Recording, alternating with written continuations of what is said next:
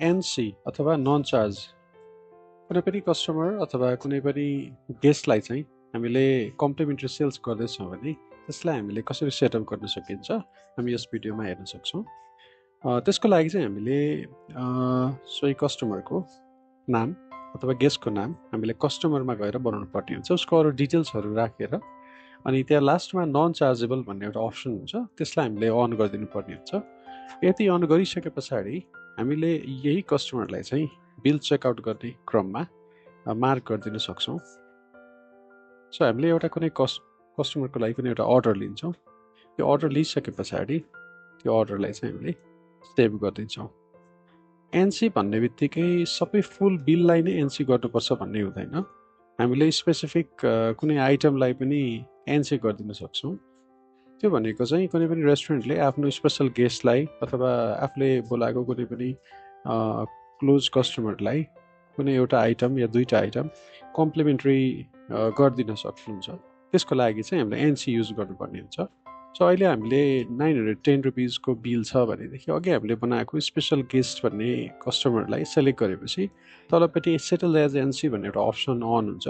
त्यो एनसीलाई अन गरिसके पछाडि यहाँनिर हामीले सबै आइटम गर्ने हो कि अथवा स्पेसिफिक एउटा मात्रै आइटम गर्ने भनेर हामीले चुज गर्न सक्छौँ। यदि हामीले कुनै एउटा मात्रै आइटम गर्ने हो भने आइटमलाई सेलेक्ट गरेर होइन त्यसको चाहिँ अब रिजन राख्न सक्छौँ। तर अब हरेक आइटमको चाहिँ अलग अलग रिजन राख्ने हो भनेदेखि माथिपट्टि डिफ्रेन्ट रिजन्स पर आइटम भनेर सेलेक्सन गर्नुपर्ने हुन्छ। अब मैले अहिले चाहिँ एउटा मात्रै राखेको छु भने मैले त्यहाँ डिफ्रेन्टमा थिच्दिने बित्तिकै डिफ्रेन्ट भन्ने अप्सनलाई सेलेक्ट गर्ने बित्तिकै हरेक चाहिँ आइटमको रिजन चाहिँ डिफ्रेन्ट राख्नुपर्ने हुन्छ, त्यो चाहिँ राख्न सक्छु म। त्यसै गरिसके पछाडि सबै मैले आइटम पनि सेलेक्सन गरेर रिजनहरू पनि राखिसके पछाडि चाहिँ लास्टमा मैले सेटल एज एनसी गरिदिएँ भने होइन मैले सबै आइटमहरू सेलेक्सन गरिदिएँ र सेटल एज एनसी गरिदिने बित्तिकै एउटा एनसीको चाहिँ एउटा सेटलमेन्टको एउटा सानो बिल निस्किन्छ अनि यसमा कुन कुन आइटमहरू आएको र गेस्टको नाम आउँछ। यदि गरिसके पछाडि यसको अमाउन्टहरू सबै जिरो हुन्छ।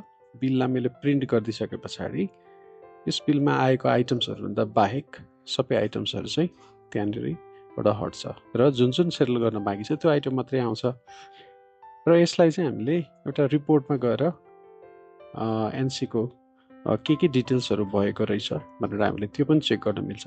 त्यसको लागि चाहिँ सेल्स रिपोर्टमा चाहिँ एउटा एनसी सेटलमेन्ट रिपोर्ट भन्ने हुन्छ, त्यसमा हामीले डेट वाइज फिल्टर गरेर एनसीको चाहिँ विभिन्न प्यारामिटर्सहरूमा फिल्टर युज गर्न सक्छौँ। त्यस्तै कति टाइममा होइन कति बजे अर्डर नम्बर कति छ, कुन टेबलको हो, त्यस्तै गेस्टको नाम को थियो, कसले सेटल गरेको, अमाउन्ट कति रहेछ, रिजन के थियो, सबै डिटेल्सहरू हामी राख्न सक्छौँ। सो यसै गरी एनसी सेटलमेन्ट रिपोर्टलाई चाहिँ हामीले युज गर्न सक्छौँ।